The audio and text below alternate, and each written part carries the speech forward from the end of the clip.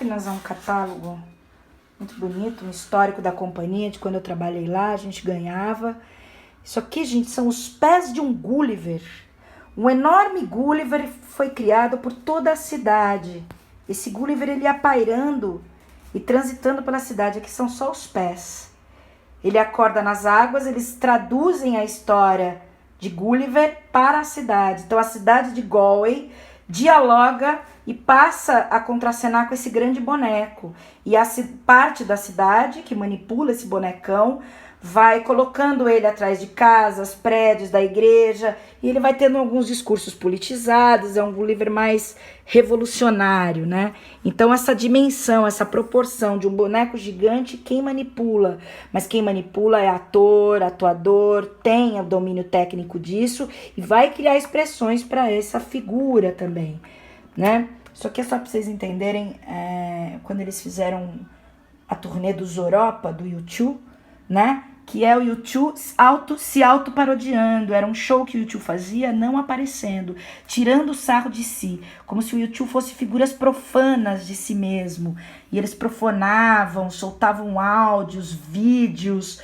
A companhia Máquinas fez toda a participação dessas figuras, dessas máscaras gigantes, né? Como os nossos bonecões também, que nós temos aqui.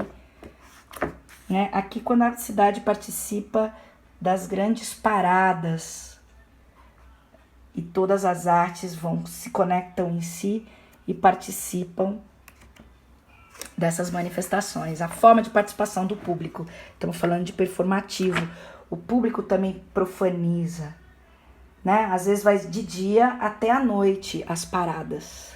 Essa é a companhia Máquinas.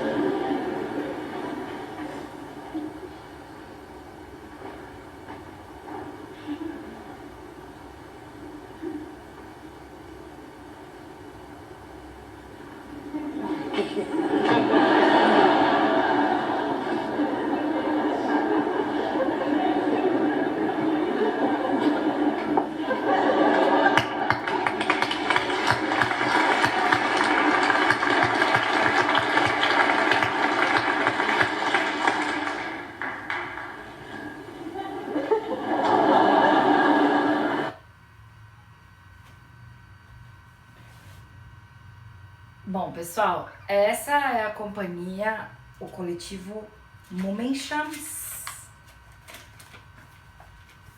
Nome? Bom, Momenchams também, nós somos veteranos de mesma escola e de método, estudos. Olha que interessante aqui, quando eu falo de lidar com a materialidade que a gente tem, aqui tudo de saco de lixo. Respeitando a forma, o movimento e a vivacidade que a matéria oferece. Aqui é um clássico também deles, que é uma relação, uma briga de um casal com rolos de papel higiênico. Eu uso também da funcionalidade do objeto e ressignifico. Então, fica alegórico, né? Eu pego esse papel higiênico e choro. Então tem um lugar narrativo e também performativo. E isso pode ser apresentado em todo lugar. Nesse período eles faziam muito no palco. Ainda você vê a roupa preta, ainda você vê uma forma de conexão. Aqui vocês podem ver, tem o corpo dos atores, a gente vê a roupa preta e tudo, mas a materialidade que eles desenvolveram com essa massa, o performativo está nisso, no imprevisto, no imprevisível, naquilo que a materialidade que eu tenho me dá e eu posso oferecer para o meu ato. E eu vou aceitando que meu corpo é a extensão daquela matéria, eu vou compreendendo que o meu corpo é a extensão, a continuação daquela materialidade. Todos se tornam um. Essa coisa vai expandir para muitos lugares. Aqui é um quadro clássico dessas máscaras, só para vocês entenderem. Eles não enxergam nada, eles estão totalmente no improviso, né? Tem um roteiro, tem baliza, sim, porque não dá para você fazer completamente às cegas e no imprevisto, né? Mas existe a potência de oferecer para o público a imprevisibilidade. Você deixa o público em suspensão o tempo inteiro, então ele passa a ser performativo também, o público, porque ele não espera, então as reações vão ser completamente outras. Sempre tem que ser assim, mesmo num espetáculo ensaiado, mas a gente está falando de um outro lugar de surpresa que a gente causa no público, né? E aí a coisa se estende, então, como vocês viram, parece que são duas esponjas, a mola, eu desconfiguro completamente meu corpo, eu obedeço a embocadura, os buracos, os entraves, as nervuras daquele objeto e vou dialogando com aquilo, e vou me relacionando com aquilo, né? E depois a gente vai expandir outros coletivos, performers, grupos, artistas, onde o espaço também é máscara, o espaço também é extensão da gente, causar no público quase que uma sensação vertiginosa de que o espaço fala com você, ou é um eco de você. Videomapping faz isso, o Teatro da Vertigem em São Paulo é uma referência dessa busca da espacialidade, conversar e ser parte, protagonista daquilo, e onde eu, como atuador e atuadora, também gero dramaturgia, sou autoral, mas a partir dessa perspectiva, onde tudo dialoga, todas essas artes interagem, né?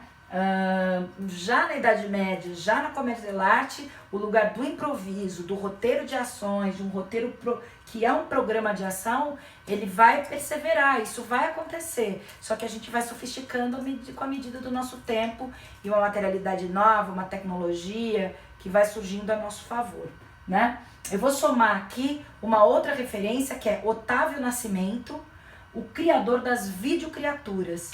Ele vai estudar com o Mummenschans também, vai estudar o Mummenschans, ele é o diretor do Centro de Performance da PUC, no Artes do Corpo, e ele vai criar as videocriaturas que são televisões como máscara. Então ele cria toda uma tecnologia que o rosto que está filmado na tela é de outra pessoa, dentro de um estúdio.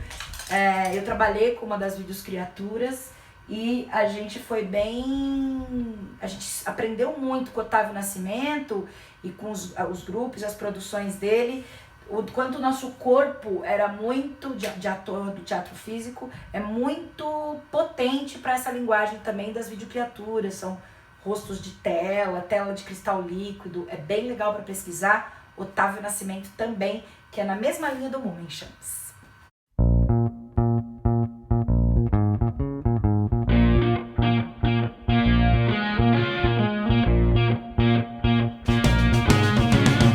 Downwards, forwards, backwards.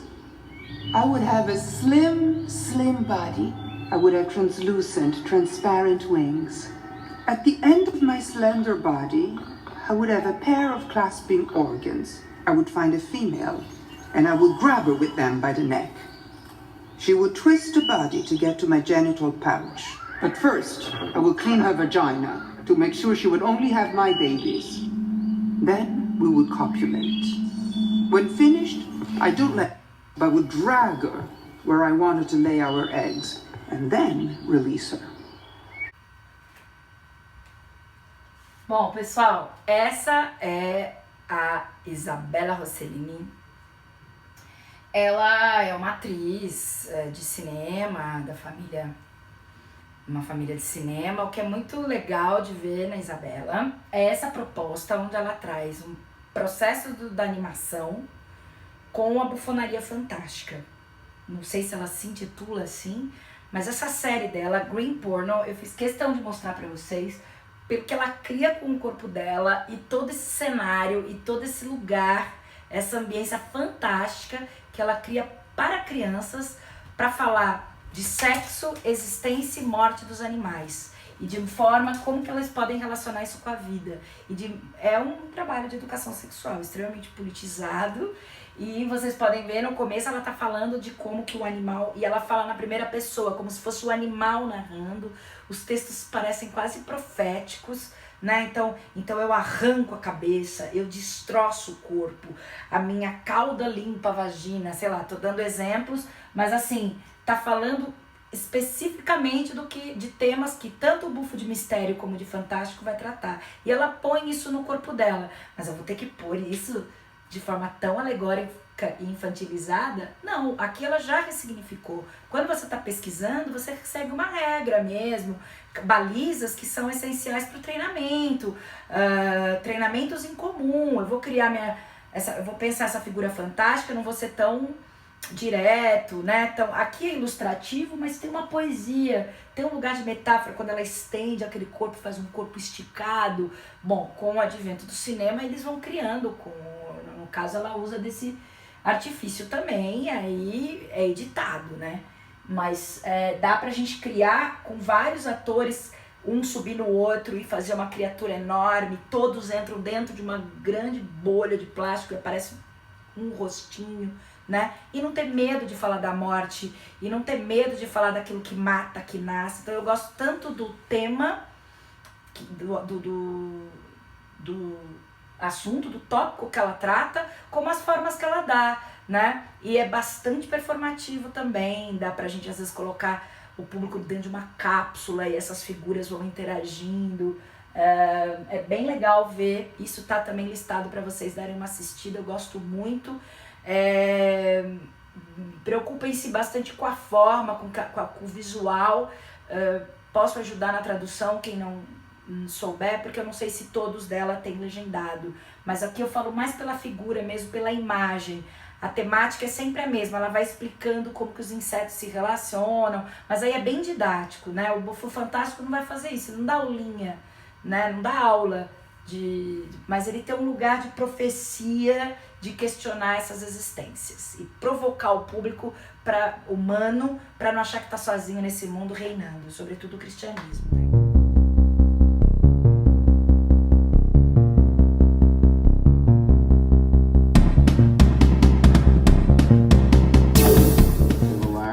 E aí eu comecei a colocar na cara, mano.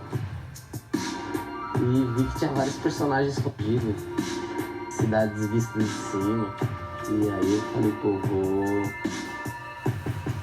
vou dar uma atenção a mais pra isso daqui. Empreiteiras com propostas de construções feitas de polietileno, perfeitos ao padrão da Vênus de Milo. Anúncios de outdoor, diversos sorrisos, ali eu não avisto o rosto chileno. As máscaras no show é para poder não ter uma identificação humana no primeiro instante ali, quando tá no palco. Mas conforme ela vai se identificando com o que ela escuta, e aí ela começa a falar, porra, nem é meu semelhante, nem é humano, nem é... E como tá falando tudo que eu vivo, e nossa, tá jogando na cara, tá machucando, mano. E aí... A performance ela alcança um outro lugar, assim. É tanto rap quanto pode estar numa galeria, quanto em cima de um palco num baile de favela, quanto numa esquina em Paris, sabe? Tipo, cabe em vários lugares. Assim. Vejo tudo sobre o futuro do mundo através da janela do absurdo. É um exercício para sua imaginação.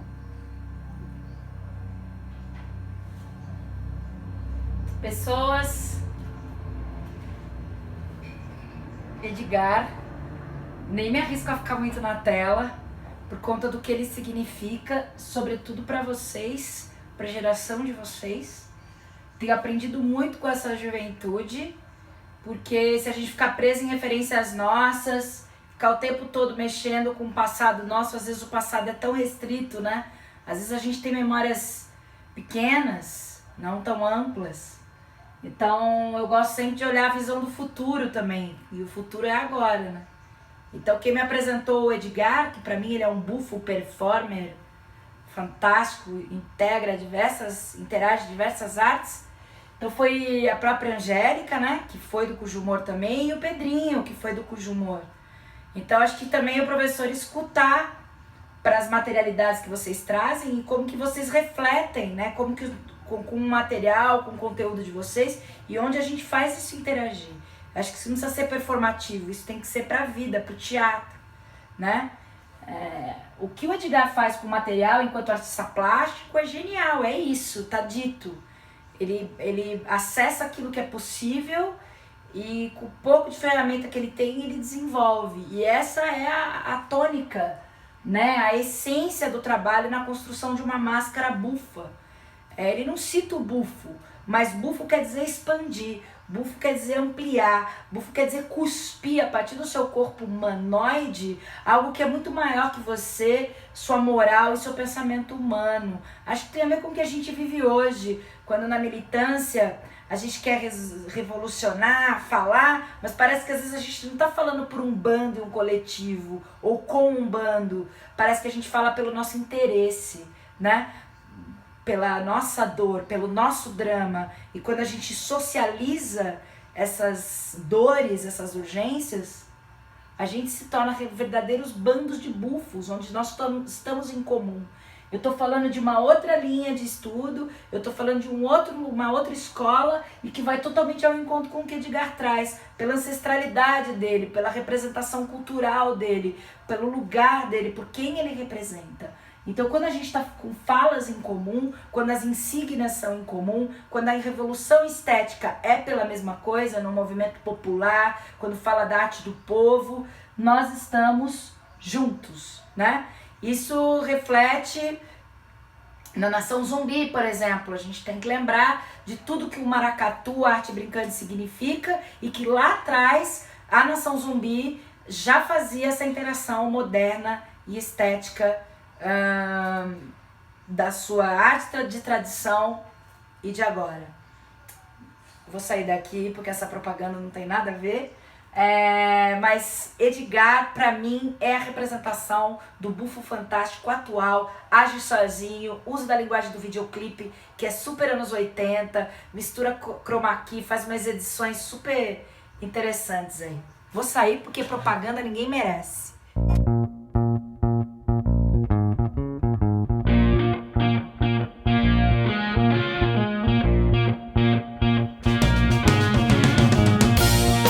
Pessoal, agora eu gostaria muito de ter mostrado para vocês nesse compêndio de imagens, uma imagem e o vídeo do Childish Gambino, um tremendo artista só que o YouTube, quando a gente coloca a imagem dele, ele não nos deixa permitir que seja exibido e ele cobra direitos autorais. Então eu tô fazendo esse vídeo para vocês saberem que o Childish é muito importante. Daquele vídeo This is America.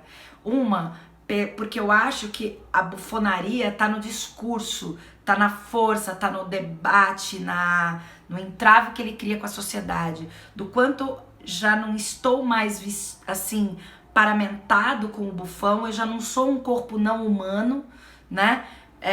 Mas sou eu mesmo ali, no caso dele, é ele com a pele dele, com o corpo dele, com toda a identidade cultural, com toda a ancestralidade dele, brincando de forma ácida, jocosa, bastante...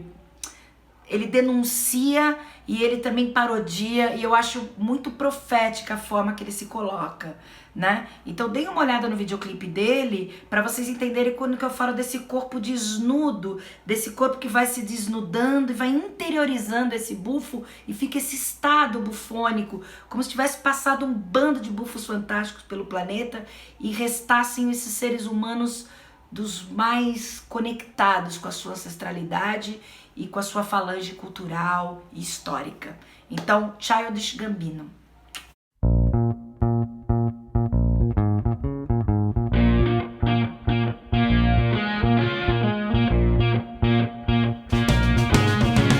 Agora a gente está falando do que é protagonismo, né? E aí nos cabe também a gente olhar para uma pessoa que revoluciona com o mundo do stand-up. Pra falar a verdade, é o único que eu consigo ver e assistir ultimamente, além do Chris Rock, Eddie Murphy e Whoopi Goldberg. Agora eu vou perguntar tudo. Tem alguém que é testemunho de Jeová, por exemplo? Tem? Nunca levanta, né, a mão, né? Nem é domingo, né? Nem é domingo. Vou levantar a mão. Hoje é quinta, bobo. Eu, hein?